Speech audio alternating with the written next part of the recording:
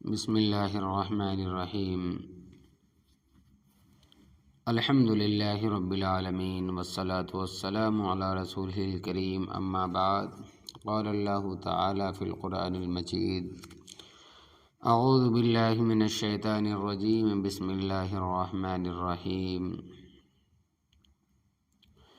قل للمؤمنین یغضوا من ابصارهم ویحفظوا فروجهم ذلک ازکی لهم ان اللہ خبیر بما یصنعون وقل للمؤمنات يغضضن من أبصارهن ويحفظن فروجهن ولا يبدين زينتهن إلا ما ظهر منها وليضربن بخمرهن على جيوبهن صدق اللہ العظیم۔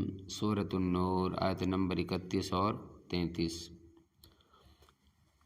محترم بزرگوں اور عزیزوں اور نوجوانوں اور ماں اور بہنوں، دیکھیں کہ ہم جس دور میں زندگی گزار رہے ہیں اس میں دو چیزوں کی حفاظت بہت ضروری ہے۔ نمبر 1 ایمان اور نمبر 2 عزت و آبرو۔ اس وقت باطل طاقتیں پوری پلاننگ کے ساتھ امت مسلمہ بالخصوص نوجوان لڑکوں اور لڑکیوں کے دین ایمان اور عزت و آبرو چھیننے کی کوشش کر رہی ہے، اور اس مقصد کے لیے الگ الگ انداز میں اور نئے ناموں سے پروگرام پیش کیے جاتے ہیں، تہوار منائے جاتے ہیں، مختلف دنوں اور تاریخوں کو متعین کیا جاتا ہے، پھر تمام لوگوں کو تہوار اور دن منانے کی دعوت بھی دی جاتی ہے۔ چونکہ بہت سارے لوگ مل کر اسے مناتے ہیں، اس لیے کسی کو شرم اور جھجک بھی محسوس نہیں ہوتی، اور آہستہ آہستہ دل سے شرم و حیا کا جذبہ ختم ہوتا جاتا ہے۔ اسی طرح آپ دیکھیں کہ فروری کے مہینے میں بھی ویلنٹائن ڈے اور دیگر نام سے ڈے منائے جاتے ہیں، جن کا مقصد صرف اور صرف بے حیائی اور عریانیت کو فروغ دینا اور نئی نسل کو بے راہ روی کے راستے پر ڈالنا ہے۔ افسوس کی بات یہ ہے کہ بہت ساری مسلم لڑکیاں اور لڑکے بھی شوق سے اس طرح کے بے پردہ پروگراموں کا حصہ بنتے ہیں، جس کے نتیجے میں مسلم معاشرے میں بھی بے حیائی بڑھ رہی ہے۔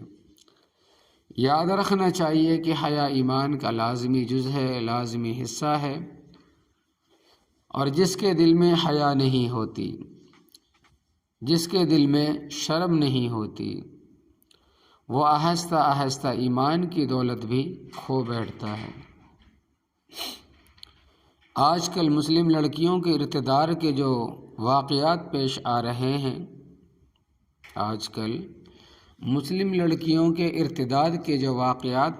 رہے ہیں، اگر آپ گہرائی میں جا کر دیکھیں تو ان کے پیچھے اس طرح کی بے حیائی والی تہذیب اور بے شرمی کو فروغ دینے والے پروگرام نظر آئیں گے،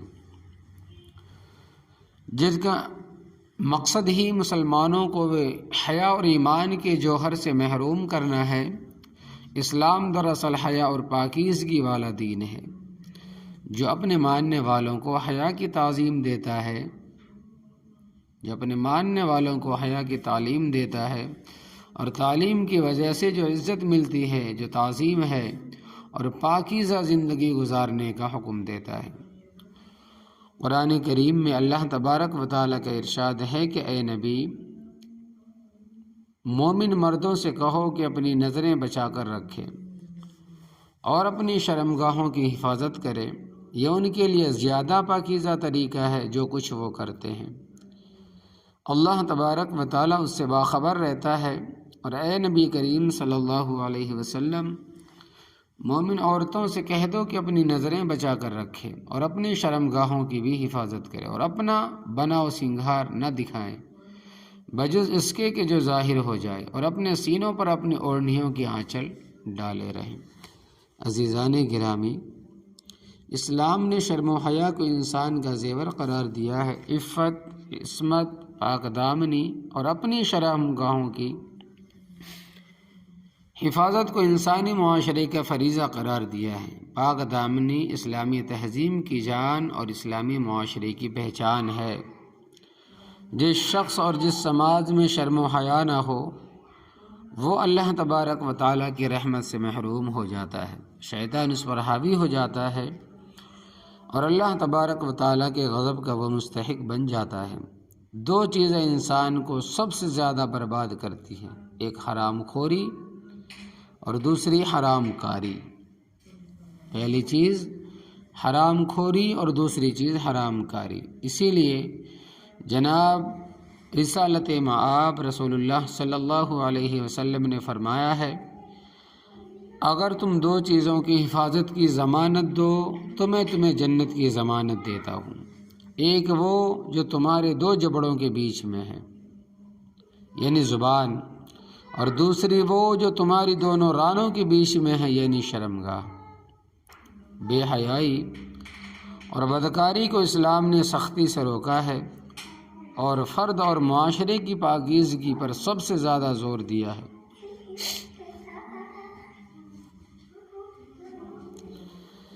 اللہ تبارک و تعالیٰ کا ارشاد ہے کہ قُلْ إِنَّمَا حَرَّمَ رَبِّيَ الْفَوَاحِشَ مَا ظَهَرَ مِنْهَا وَمَا بَطَنَ وَالْإِثْمَ وَالْبَغْيَ بِغَيْرِ الْحَقِّ۔ اللہ تبارک و تعالیٰ کی نظر میں انسان کا سب سے بڑا گھناؤنا جرم زناکاری ہے، خواہ زبردستی کسی عزت لوٹی جائے یا باہمی رضامندی سے بدکاری کی جائے، دونوں طرح حرام ہے۔ اللہ تبارک و تعالیٰ کا ارشاد ہے دوسری جگہ کہ وَلَا تَقْرَبُوا الزِّنَا إِنَّهُ كَانَ فَاحِشَةً وَمَقْتًا وَسَاءَ سَبِيلًا، اور زنا کے قریب بھی نہ بھٹکو، بے شک زنا بدکاری ہے اور برا راستہ ہے۔ زنا نہایت ہی سنگین اور گھناؤنی برائی ہے۔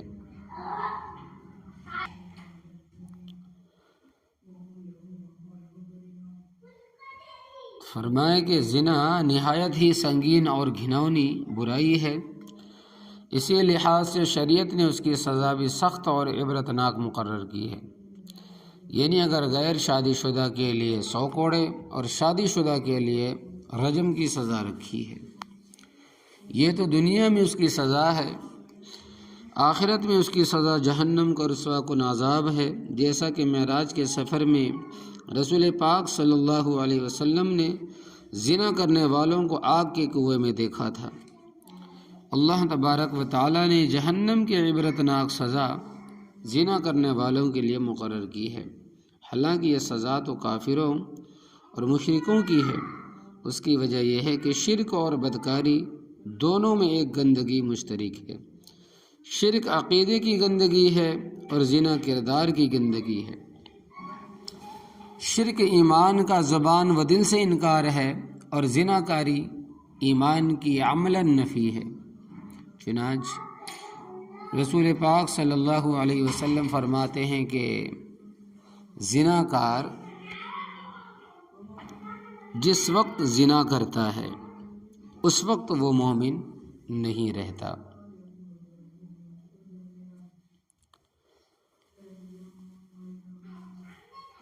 عام طور پر زنا کا ارتکاب کو یکدم نہیں کرتا، بلکہ پہلے نظر اٹھا کر دیکھتا ہے، پھر اپنے دل میں گناہ کا خیال لاتا ہے، پھر بات ہوتی ہے، پھر اس کے لیے عملی تدابیر کرتا ہے اور پھر اپنی عزت و آبرو کا شیشہ توڑ لیتا ہے۔ اللہ تبارک و تعالیٰ نے اسی وجہ سے صرف زنا کو حرام نہیں قرار دیا، بلکہ زنا کی طرف لے جانے والے راستوں کو بند کیا اور فرمایا کہ زنا کے قریب بھی نہ جاؤ۔ نبی کریم صلی اللہ علیہ وسلم نے فرمایا آنکھیں زنا کرتی ہے، ان کا زنا دیکھنا ہے، اور ہاتھ زنا کرتے ہیں، ان کا زنا چھونا ہے، اور پکڑتا ہے اور پاؤں زنا کرتے ہیں، ان کا زنا اس راستے پر چلنا ہے۔ زبان بھی زنا کرتی ہے، اس کا زنا بات چیت کرنا، اور دل کا زنا خواہشات شہوت ہے، اور شرمگاہ اس کی تصدیق یا تکذیب کرتی ہے۔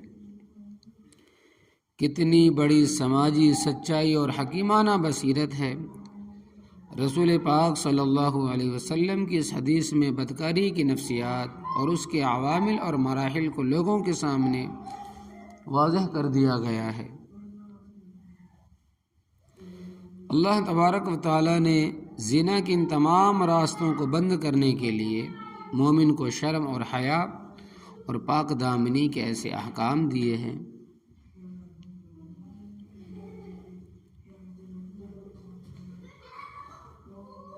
جو ان کی شخصیت اور سیرت کو پاکیزگی اور معاشرے کو اخلاقی بلندی عطا کرتے ہیں۔ صاحب کردار وہ نہیں جس نے برائی اس وجہ سے نہیں کی کہ اس کو موقع نہ ملا، بلکہ باقرہ اور مومن وہ ہے جس کو بدکاری کا موقع ملا مگر اللہ تبارک و تعالیٰ کے خوف سے اس نے بدکاری نہیں کی۔ حضرت یوسف علیہ السلام کی مثال رہتی دنیا تک کے لیے روشن ہے۔ ان کی ملکہ جو حسن اور دولت کی بھی ملکہ تھی، جب برائی کے لیے بلایا تو آپ نے انکار کر دیا، پاک دامنی کی خاطر جیل کی سزا کاٹی مگر بدکاری کا ارتکاب نہیں کیا۔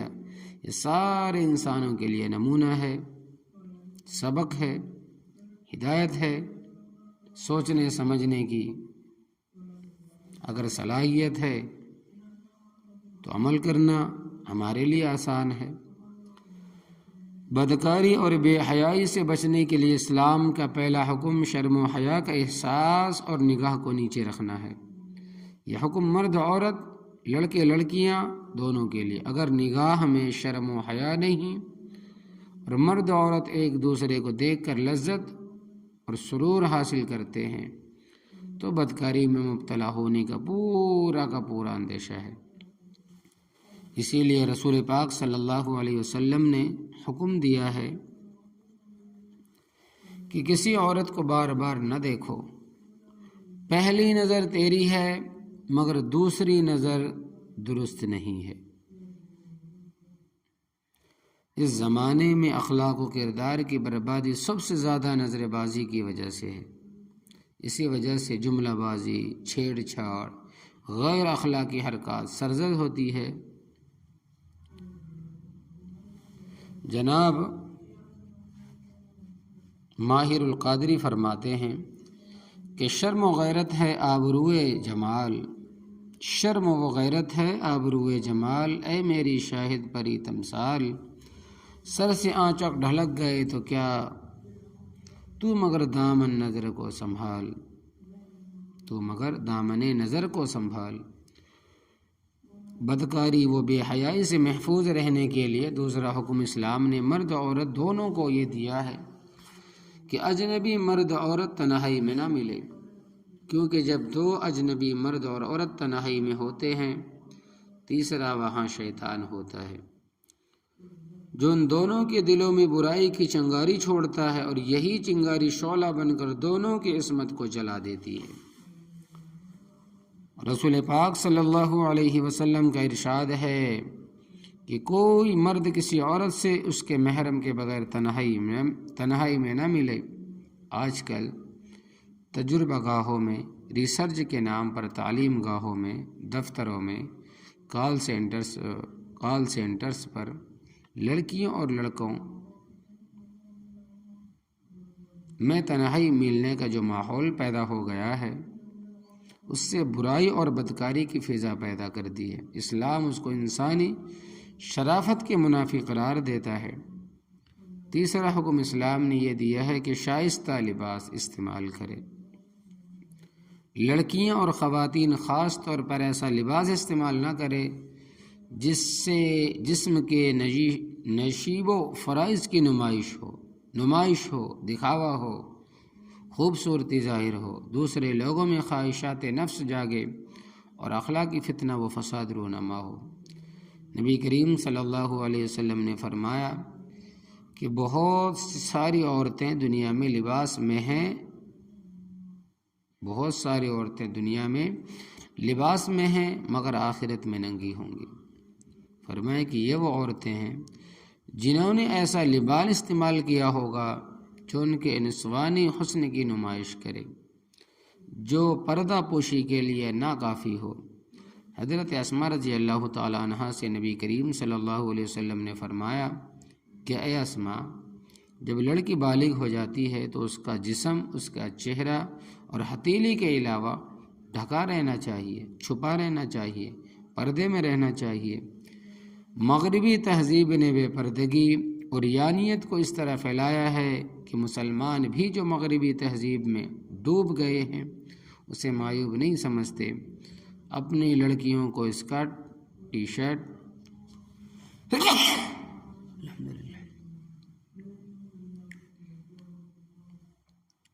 اپنی لڑکیوں کو اسکرٹ اور ٹی شرٹ قسم کا لباس پہناتے ہیں، اپنی عورتوں کا ایسا لباس پہناتے ہیں جس سے عریانیت جھلکتی ہے۔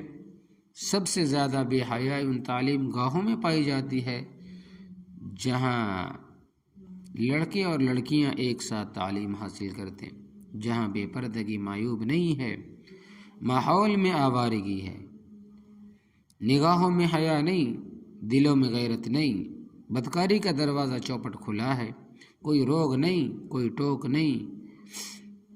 یہ اسلامی غیرت و حمیت کے منافی ہے۔ اسلام نے چوتھا حکم بدکاری و بے حیائی سے حفاظت کے لیے دیا ہے کہ عورتیں اپنے زیب و زینت کا استعمال اپنے گھر میں کریں اور باہر نکلے تو اپنے حسن اور زینت کی نمائش نہ کریں، اس سے ان کو اطمینان و سکون ملے گا اور بری نگاہ سے محفوظ رہیں گی۔ نبی کریم صلی اللہ علیہ وسلم کا ارشاد ہے کہ نامحرم کے سامنے زیب و زینت کا اظہار کرنے والی اس تاریک کی طرح ہے کہ قیامت کے دن جس میں روشنی نہیں ہوگی۔ ہمارے سماج کی اخلاقی حالت الٹی ہو گئی، جب عورتیں اپنے گھر میں ہوتی ہے تو زیب و زینت نہیں کرتی اور اپنے شوہروں کی تسکین کا خیال نہیں کرتی، اور جب شادی بیاہ، رسم و رواج اور دوسرے سماجی پروگراموں میں جاتی ہے تو خوب بنو سنگار کرتی ہے، جس سے دوسرے مردوں کے دلوں میں فتنہ پیدا ہوتا ہے۔ اس ماحول کو بدلنے کی ضرورت ہے۔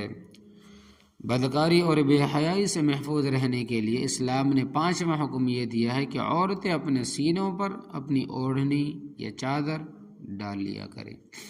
اللہ تبارک و تعالیٰ کا ارشاد ہے کہ یا ایھا النبی قل لازواجک و بناتک و نساء المؤمنین یدنین علیہن من جلابیبہن ذلک ادنی ان یعرفن فلا یؤذین وقال اللہ غفورا رحیما۔ اے نبی، اپنی بیویوں اور بیٹیوں اور اہل ایمان کی عورتوں سے کہہ دو کہ اپنے اوپر اپنی چادروں کے پلو لٹکا لیا کریں، یہ زیادہ مناسب طریقہ ہے تاکہ وہ پہچان لی جائے اور نہ ستائی جائے۔ اللہ تبارک و تعالیٰ غفور الرحیم ہے۔ آج کل فلموں نے، ٹی وی سیریل نے، فیشن شو، مقابلہ حسن کی شیطانی تہذیب نے مسلمان گھروں کی پاکیزگی کو چھین لیا ہے۔ شرم و حیا، پاک دامنی جو شریف گھرانوں میں اور شریف زادوں کی پہچان تھی اب کم ہوتی جا رہی ہے۔